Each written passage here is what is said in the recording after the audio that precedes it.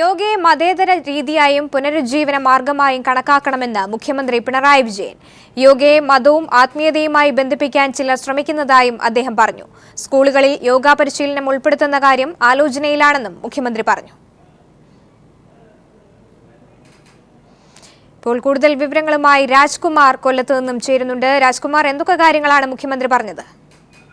ഈ സൂചിപ്പിച്ചതുപോലെ തന്നെ സ്കൂളിന്റെ സിലബസിൽ തന്നെ യോഗയെ ഉൾപ്പെടുത്തുന്ന കാര്യമാണ് സർക്കാർ ഇപ്പോൾ പരിഗണിക്കുന്നത്. ഇതിൽ അദ്ദേഹം ഊന്നി പറഞ്ഞത് ഒരു മതത്തിന്റെ അല്ലെങ്കിൽ ഏതെങ്കിലും ഒരു മതവിഭാഗത്തിന്റെ മാത്രമായി യോഗയെ മാറ്റുന്നത് കൊണ്ട് സമൂഹത്തിന് ഒരു ഗുണവും ലഭിക്കില്ല. പാർശ്വവൽക്കരിക്കപ്പെടുന്ന ഒരു അഭ്യാസ മുറയായി അല്ലെങ്കിൽ വ്യായാമ മുറയായി ഇത് മാറിപ്പോകും. അത് അനുവദിക്കാൻ പാടില്ല. അതുകൊണ്ട് തന്നെ ഇത് എല്ലാവരിലും ഇതിന് ഗുണഫലം എത്തുന്നതിന് ഇതിനെ ഒരു വ്യായാമ മുറയായി കാണുകയാണ് വേണ്ടുന്നത്. ആത്മീയമായി ഇതിനെ കെട്ടുന്നത് കൊണ്ട് ഒരുപക്ഷെ അങ്ങനെ അവകാശങ്ങൾ ഉണ്ടായിരിക്കാം. പക്ഷെ ആത്മീയതയെ ഇത് കെട്ടുന്നത് കൊണ്ട് മറ്റു പല വലിയ ഒരു സമൂഹത്തിന് യോഗയെ കൊണ്ടുള്ള ഗുണങ്ങൾ ലഭിക്കാതെ പോകുന്നു എന്നുള്ളതൊരു ചൂണ്ടിക്കാട്ടലാണ് മുഖ്യമന്ത്രി നടത്തിയത്. ഒപ്പം തന്നെ ഇതിന്റെ ഗുണഫലങ്ങളെ കുറിച്ചും ഇതിൽ വിവിധ രോഗങ്ങൾ മാറുന്നതിനെ കുറിച്ചും അതുപോലെ മനസ്സിനെയും ശരീരത്തെയും ഒരുപോലെ കൊണ്ടുപോകുന്നതിന് യോഗ വലിയ തോതിൽ ഗുണം ചെയ്യുന്നുണ്ട്. അത് തെളിയിക്കപ്പെട്ടിട്ടുള്ളതാണ്. അതുകൊണ്ട് കൂടുതൽ പേരിലേക്ക് അതൊരു ജീവിത ശൈലിയായി തന്നെ യോഗയെ മാറ്റുക എന്ന ലക്ഷ്യത്തോടെയാണ് ഇപ്പോൾ മാർഷൽ അക്കാദമിയുടെ നേതൃത്വത്തിൽ ഇത് പരിശീലിപ്പിക്കുന്നത്. ഇത് കൂടുതൽ സ്ഥലങ്ങളിലൊക്കെ വ്യാപിപ്പിക്കണം. ഒപ്പം തന്നെ വിദ്യാർത്ഥികളിൽ തന്നെ പഠനകാലത്ത് തന്നെ ഇത് കൊണ്ടുവരുന്നതിനുള്ള എല്ലാ ശ്രമങ്ങളും അതിന്റെ പാഠ്യപദ്ധതിയിൽ ഉൾപ്പെടുത്തുന്നതിനുള്ള ഒരു ശ്രമവും ഗവൺമെന്റ്. വിവരങ്ങൾ നൽകിയത് സ്കൂളുകളിൽ യോഗ പരിശീലനം ഉൾപ്പെടുത്തുന്ന കാര്യം ആലോചനയിലാണെന്ന് മുഖ്യമന്ത്രി കൊല്ലത്ത് പറഞ്ഞു. തലശ്ശേരി സംഭവത്തിൽ CPIM നേതാക്കൾക്കെതിരെ യുവതികൾ മൊഴി നൽകിയിട്ടില്ലെന്ന് സംസ്ഥാന പട്ടികജാതി കമ്മീഷൻ പറഞ്ഞു. സംഭവത്തിൽ കമ്മീഷൻ യുവതികളുടെ മൊഴിയെടുത്തു. ഞങ്ങൾക്ക് ഈ ആത്മഹത്യക്ക് ശ്രമിച്ചു എന്ന് പറയുന്ന കുട്ടി ഞങ്ങൾക്ക് തന്ന മൊഴിയിൽ ജയിലിൽ പോയതുകൊണ്ടും ജയിലിൽ കിടക്കേണ്ടി വന്നതുകൊണ്ടും ഉണ്ടായ മാനസിക സംഘർഷം കൊണ്ടാണ് ഇനി ജീവിക്കേണ്ടതെന്ന് പറഞ്ഞ് ആത്മഹത്യക്ക് ശ്രമിച്ചതെന്നാണ് ആ കുട്ടി ഞങ്ങളോട് പറഞ്ഞത്. ഒരാളുടെയും പേരെടുത്ത് പ്രത്യേകിച്ച് പറഞ്ഞു ഞങ്ങളോട് പറഞ്ഞിട്ടില്ല. എഴുതിയ പേര് ഞങ്ങൾ എഴുതിയെടുത്തിട്ടുണ്ട് മൊഴി. ഒപ്പം ഞങ്ങളെ മൊഴി റെക്കോർഡ് ചെയ്തിട്ടുണ്ട്. അങ്ങനെ ആരുടെയും പ്രേരണയോ ആർക്കെങ്കിലും ഒരു പ്രേരണ കുറ്റം ചെലുത്തിയതായിട്ട് പറഞ്ഞിട്ടില്ല. തലശ്ശേരി സംഭവത്തിൽ ദളിത് പെൺകുട്ടി അഞ്ജനയുടെ പരാതിയിൽ AN ഷംസീർ MLAയ്ക്കും PP ദിവ്യയ്ക്കുമെതിരെ തലശ്ശേരി പോലീസ് കേസെടുത്തു. ആത്മഹത്യാ ശ്രമത്തിന് അഞ്ജനയ്ക്കെതിരെയും കേസ് എടുത്തിട്ടുണ്ട്. തലശ്ശേരി സംഭവത്തിലെ മുഖ്യമന്ത്രിയുടെ പ്രസ്താവനയിൽ ആശ്ചര്യം തോന്നുന്നതായും സംഭവത്തെ നിസ്സാരവൽക്കരിക്കുകയാണ് മുഖ്യമന്ത്രി ചെയ്യുന്നതെന്നും പ്രതിപക്ഷ നേതാവ് രമേശ് ചെന്നിത്തല പറഞ്ഞു. ദളിത് യുവതികൾക്ക് നേരെ ഉണ്ടായ സംഭവത്തെ മുഖ്യമന്ത്രി നിസ്സാരവൽക്കരിക്കുകയാണ്. 1.5 വയസ്സുള്ളൊരു കുട്ടിയുമായി അമ്മ ജയിലിൽ പോയത് പണ്ടും ഇങ്ങനെ ആളുകൾ പോയിട്ടുണ്ടല്ലോ എന്നാണ് അദ്ദേഹം പറഞ്ഞത്. പണ്ട് അങ്ങനെ പോയിട്ടുണ്ടെങ്കിൽ അത് ഇല്ലാതാക്കുക എന്നുള്ളതാണ് ഭരണാധികാരികളുടെ ചുമതല. മുഖ്യമന്ത്രി പാർട്ടിക്കാർ പറയുന്ന അതേ കാര്യങ്ങൾ ആവർത്തിക്കുന്നത് ഒരിക്കലും ശരിയല്ല. ജിഷ വധക്കേസ് പ്രതി അമീറുൽ ഇസ്ലാമിനെ പോലീസ് കസ്റ്റഡിയിൽ വിട്ടു. 10 ദിവസത്തേക്കാണ് കസ്റ്റഡിയിൽ വിട്ടുകൊണ്ട് പെരുമ്പാവൂർ മജിസ്ട്രേറ്റ് ഉത്തരവിട്ടത്. അമീറുലിനെ ആലുവ പോലീസ് ക്ലബ്ബിലെത്തിച്ച് വിശദമായി ചോദ്യം ചെയ്തു വരികയാണ്. കൊലയ്ക്ക് ഉപയോഗിച്ച ആയുധം കണ്ടെടുക്കണമെന്ന് പോലീസ് സമർപ്പിച്ച കസ്റ്റഡി അപേക്ഷയിൽ പറയുന്നു. അപേക്ഷയുടെ പകർപ്പ് പീപ്പിൾ TVക്ക് ലഭിച്ചു. ആടിനെ പീഡിപ്പിച്ച സംഭവത്തിലും ഇയാൾക്കെതിരെ കേസെടുത്തു. കാക്കനാട് ജില്ലാ ജയിലിൽ നിന്നും അതീവ സുരക്ഷയോടെ രാവിലെ 11:45ഓടെയാണ് പ്രതി അമീറുൽ ഇസ്ലാമിനെ പെരുമ്പാവൂർ കോടതിയിൽ എത്തിച്ചത്. 12:15 ഇയാളെ മജിസ്ട്രേറ്റിന് മുൻപാകെ ഹാജരാക്കി.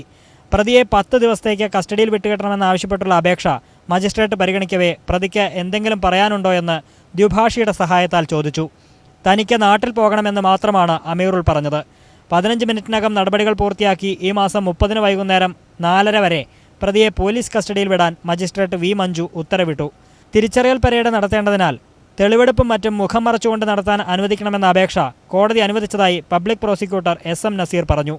അതിന് പ്രത്യേക അനുമതി കോടതി തന്നിട്ടുണ്ട്. ഇയാളെ ഇനിയും വേണ്ടി വന്നാൽ ഐഡന്റിഫിക്കേഷൻ പരേഡിന് തിരിച്ചറിയൽ പരേഡിന് ഹാജരാക്കാനുള്ളതുകൊണ്ട് അന്വേഷണ ഉദ്യോഗം പ്രത്യേക അപേക്ഷ കൊടുത്ത് അതിന് അനുമതി വാങ്ങിയിട്ടുണ്ട്.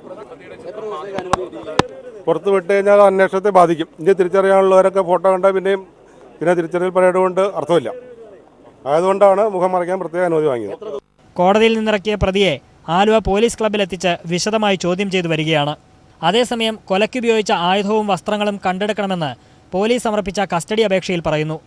തിരിച്ചറിയൽ പരേഡും അന്യസംസ്ഥാനങ്ങളിലും മറ്റും കൊണ്ടുചെന്ന് തെളിവെടുപ്പ് നടത്താനും ഇയാളുടെ ഒളിത്താവളങ്ങൾ കേന്ദ്രീകരിച്ച് അന്വേഷണം നടത്തണമെന്നും കസ്റ്റഡി അപേക്ഷയിൽ പറയുന്നു.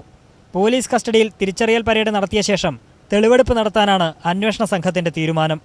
News bureau, Kochi. തൃശൂർ ജില്ലയിലെ കോൺഗ്രസിന്റെ തോൽവിക്ക് കാരണം മുൻ മന്ത്രി CN ബാലകൃഷ്ണനെന്ന് അനിൽ അക്കരെ MLA. ഇലക്ഷൻ ദിവസങ്ങളിൽ സ്ഥാനാർത്ഥികൾക്കെതിരെ പ്രവർത്തിച്ചെന്നും പാർട്ടി സ്വത്തുക്കൾ CN സ്വന്തമായി വെച്ചിരിക്കുകയാണെന്നും അനിൽ അക്കരെ പറഞ്ഞു. തോൽവി പഠിക്കുന്ന KPCC ഉപസമിതിക്ക് മുന്നിലാണ് MLAയുടെ ആരോപണം. തന്നെ തോൽപ്പിച്ചത് തൃശൂരിലെ മുതിർന്ന നേതാക്കളാണെന്ന പരാതിയിൽ ഉറച്ചു നിൽക്കുന്നതായി പത്മജ വേണുഗോപാൽ സമിതിയെ അറിയിച്ചു. തൃശൂർ ജില്ലയിലെ 13 മണ്ഡലങ്ങളിൽ 12ഇടത്തും UDFിനുണ്ടായ തോൽവിയുടെ അലയൊലികളാണ് പൊട്ടിത്തെറിയിലേക്ക് എത്തിയത്. വടക്കാഞ്ചേരിയിൽ 43 വോട്ടിന് ജയിച്ച അനിൽ അക്കരെയാണ് തോൽവി പഠിക്കാനെത്തിയ ഉപസമിതിക്ക് മുന്നിൽ മുതിർന്ന നേതാവ് CN ബാലകൃഷ്ണനെതിരെ ആഞ്ഞടിച്ചത്. തൃശൂർ ജില്ലയിലെ കോൺഗ്രസിന്റെ പരാജയത്തിന് കാരണം മുൻ മന്ത്രി CN ബാലകൃഷ്ണനാണ്. തെരഞ്ഞെടുപ്പ് പ്രചരണ ഘട്ടത്തിൽ സ്ഥാനാർത്ഥികൾക്കെതിരെ CN രംഗത്തെത്തി. വടക്കാഞ്ചേരിയിൽ മത്സരിച്ച തന്നെ പരാജയപ്പെടുത്താൻ CN ബാലകൃഷ്ണൻ ശ്രമിച്ചിരുന്നതായാണ് അനിൽ അക്കര പറഞ്ഞുവെച്ചത്. സ്വകാര്യ ട്രസ്റ്റുകൾ രൂപീകരിച്ച പാർട്ടി സ്വത്തുക്കൾ CN സ്വന്തമാക്കി വെച്ചിരിക്കുകയാണെന്നും അനിൽ അക്കര ഉപസമിതിക്ക് മുന്നിൽ വ്യക്തമാക്കി. തൃശൂരിലെ മുതിർന്ന നേതാക്കളാണ് തന്നെ പരാജയപ്പെടുത്തിയതെന്ന പരാതിയിൽ ഉറച്ചു നിൽക്കുന്നതായി പത്മജ വേണുഗോപാൽ ആവർത്തിച്ചു. പേര് പരാമർശിച്ചില്ലെങ്കിലും CN ബാലകൃഷ്ണനും തേറമ്പിൽ രാമകൃഷ്ണനും നേർക്കാണ് പത്മജ വിരൽ ചൂണ്ടുന്നത്. BJPയിലേക്കുള്ള വോട്ട് ചോർച്ച തടയാൻ പാർട്ടിക്കായില്ലെന്നും പത്മജ കുറ്റപ്പെടുത്തി. ഭാരതിപുരം ശശി, ബിന്ദു കൃഷ്ണ, N വേണുഗോപാൽ എന്നിവരുൾപ്പെട്ട ഉപസമിതിക്ക് മുന്നിൽ ജില്ലയിലെ നേതാക്കൾ നിർദ്ദേശങ്ങൾ സമർപ്പിച്ചു. News bureau, Thrissur. മന്ത്രിസഭാ തീരുമാനങ്ങൾ വെളിപ്പെടുത്തണമെന്ന് മുഖ്യ വിവരാവകാശ കമ്മീഷണർ. 48 മണിക്കൂറിനകം വെബ്സൈറ്റിൽ പരസ്യപ്പെടുത്തുന്നത് പരിഗണിക്കണം. കഴിഞ്ഞ സർക്കാരിന്റെ അവസാനത്തെ 3 മാസത്തെ തീരുമാനങ്ങൾ നൽകണമെന്നും മുഖ്യ വിവരാവകാശ കമ്മീഷണർ വിൻസ്റ്റൺ പോൾ പറഞ്ഞു. ആദിവാസികളുടെ വിവിധ ആവശ്യങ്ങൾ അടങ്ങിയ നിവേദനം ആദിവാസി ക്ഷേമസമിതിയുടെ നേതൃത്വത്തിൽ മുഖ്യമന്ത്രിക്ക് നൽകി. ഭൂരഹിതരായ മുഴുവൻ ആദിവാസികൾക്കും കുറഞ്ഞത് 1 ഏക്കർ ഭൂമി നൽകുക, കുടിശ്ശികയായ മുഴുവൻ കടങ്ങളും മാനദണ്ഡങ്ങളില്ലാതെ എഴുതിത്തള്ളുക, മുഴുവൻ ആദിവാസി കുടുംബങ്ങൾക്കും സമ്പൂർണ്ണ ഭവന പദ്ധതി നടപ്പിലാക്കുക തുടങ്ങിയ ആവശ്യങ്ങളാണ് നിവേദനത്തിൽ ഉൾപ്പെടുത്തിയിരിക്കുന്നത്. സംസ്ഥാന secretary B Vidyadharan Kani, vice president PK Vijayakumar, joint secretary PK Suresh Babu തുടങ്ങിയവരുടെ നേതൃത്വത്തിലാണ് നിവേദനം നൽകിയത്. കർണാടകയിൽ മലയാളിയായ ദളിത് വിദ്യാർത്ഥിനി ക്രൂരമായ റാഗിങ്ങിന് ഇരയായി. കർണാടകയിലെ ഗുൽബർഗയിലുള്ള നഴ്സിംഗ് കോളേജിലാണ് സംഭവം. റാഗിങ്ങിന് ഇരയായ എടപ്പാൾ സ്വദേശിനി ഗുരുതരമായ പരിക്കുകളോടെ കോഴിക്കോട് മെഡിക്കൽ കോളേജ് ആശുപത്രിയിൽ ചികിത്സയിലാണ്. കഴിഞ്ഞ മാസം 9-നാണ് കർണാടകയിലെ ഗുൽബർഗിലുള്ള അൽഖമാർ നഴ്സിംഗ് കോളേജിൽ 1ാം വർഷ BSc നഴ്സിംഗിന് പഠിക്കുന്ന മലയാളി വിദ്യാർത്ഥിനിയെ മലയാളികൾ ഉൾപ്പെടെയുള്ള സീനിയർ വിദ്യാർത്ഥിനികൾ റാഗിങ്ങിനിരയാക്കി ടോയ്ലറ്റ് ക്ലീനിംഗ് ലോഷൻ കുടിപ്പിച്ചത്. ഇതേ തുടർന്ന് അന്നനാളം വെന്തുരുകിയ പെൺകുട്ടി കർണാടകയിലെ ആശുപത്രിയിൽ 4 ദിവസം തീവ്രപരിചരണ വിഭാഗത്തിൽ ചികിത്സയിലായിരുന്നു. ഇതിനുശേഷം കോളേജ് അധികൃതർ പെൺകുട്ടിയെ കേരളത്തിലേക്ക് അയക്കുകയായിരുന്നു.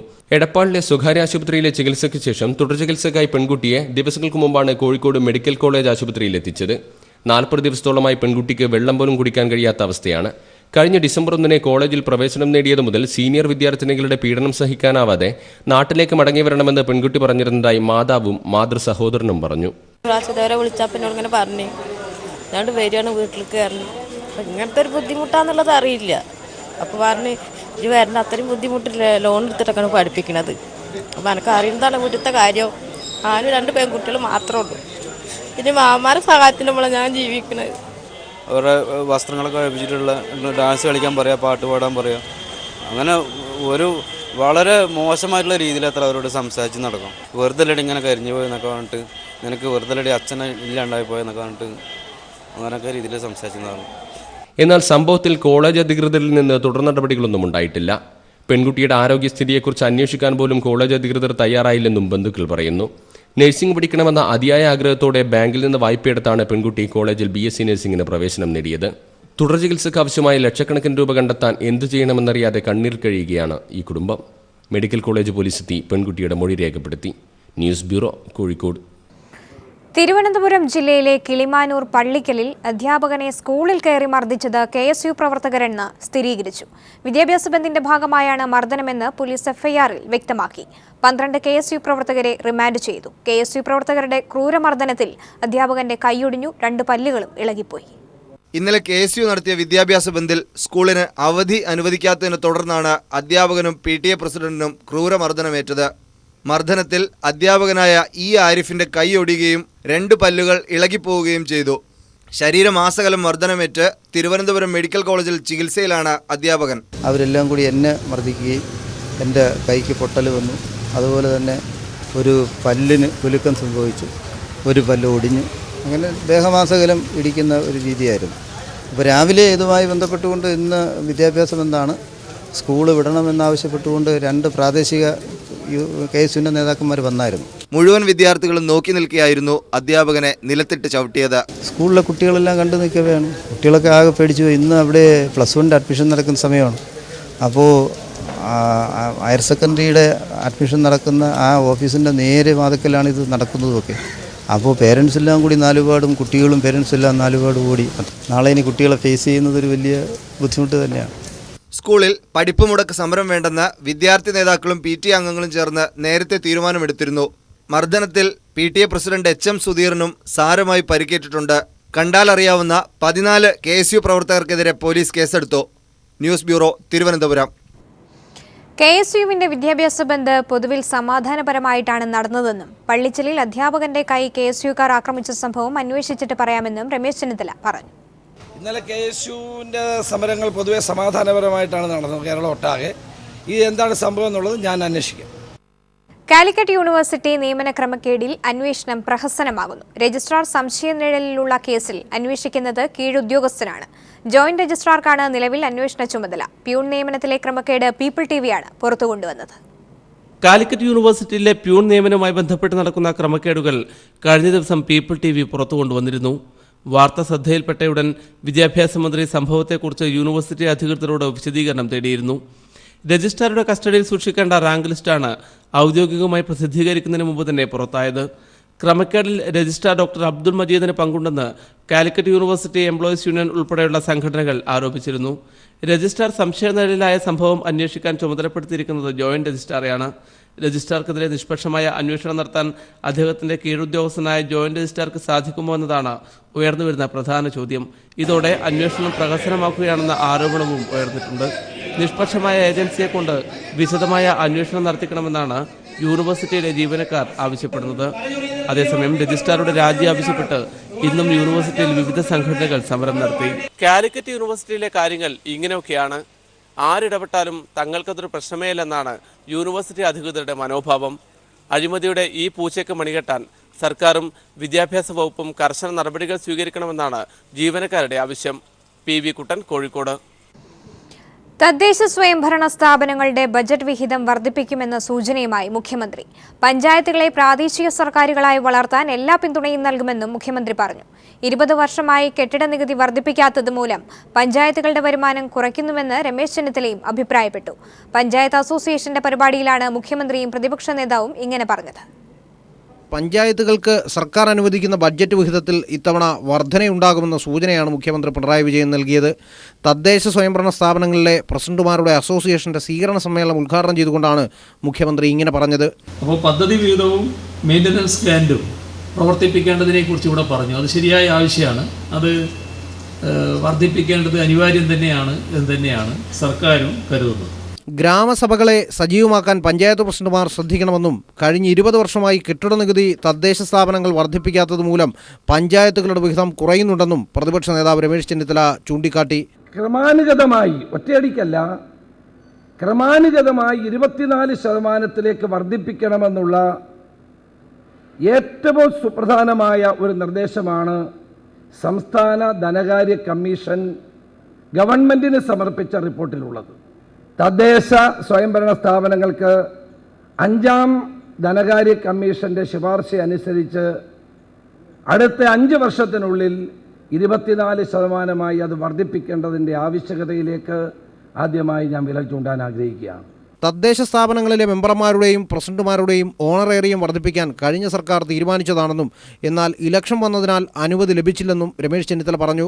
എന്നാൽ വ്യക്തികൾക്ക് ആനുകൂല്യം വർദ്ധിപ്പിക്കുന്നതിനായുള്ള സംഘടനയല്ല പഞ്ചായത്ത് അസോസിയേഷൻ എന്ന് മുഖ്യമന്ത്രി അവരെ ഓർമ്മിപ്പിച്ചു. ചടങ്ങിൽ മന്ത്രിമാരായ KK ശൈലജ, കടകംപള്ളി സുരേന്ദ്രൻ, KT ജലീൽ എന്നിവർ പ്രസംഗിച്ചു. News bureau, Thiruvananthapuram.